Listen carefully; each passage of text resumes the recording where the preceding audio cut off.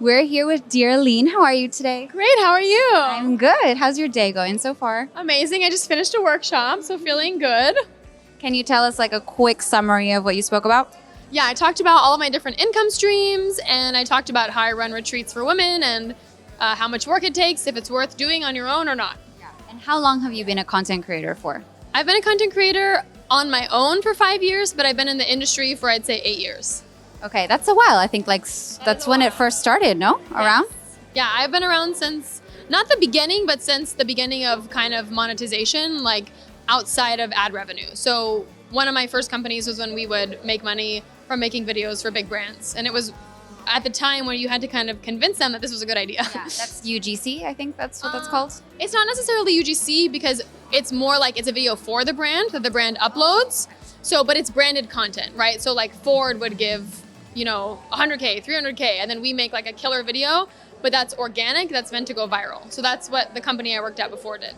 Got it. And so on the topic of monetization, I heard NAS say on stage that right now that's changing a lot and it's become a lot more difficult. So what's kind of been your experience and maybe what advice would you give to new creators?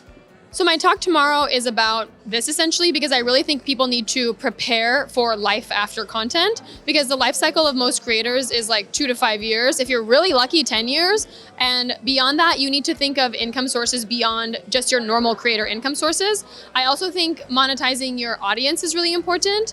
And once you're making money, once you do make money, making sure that you're reinvesting a lot of it into things outside of content. Right. So if you're making money, if you make 100K in a year and you're like, yay, I did great. You should have only spent ideally like 50K that year. And then you're investing 50K in XYZ. Maybe it's real estate. Maybe it's crypto. Maybe it's target date index funds. I think you should have diversified income. So you mentioned crypto. Yeah. So do you have a personal interest in that? Yeah, I don't understand crypto, but I have crypto. I have Ethereum and I have Bitcoin. Okay, that's good. That's a start. Are you holding it? Are you trading it? I'm only holding. I buy and hold, and technically I don't actually have it because I use Robinhood, which I know is ghetto, but that's what I know how to use, and I have it all there, and I just buy and I don't touch, and I wait for 20 years. Okay, yeah, you're holding it for... Very held, yeah. Okay, that's good. At least you know like a little bit about how it works. Robinhood's a good platform for that. Yeah, I mean, I understand, I do have some on like MetaMask or things like that, but I'm very not tech savvy. Like details are not my forte. So anything with details or usernames or passwords, like I lost all my keys. So any money that I invested that requires keys is gone forever because I'll put on a Post-it note and I lost it. So yeah, we need to find a better way to it's like a very manage that. complicated system. Yeah. I know. That's definitely one of the pain points that the industry is facing for sure. Okay, and so what else can we look forward to at the NAS Summit?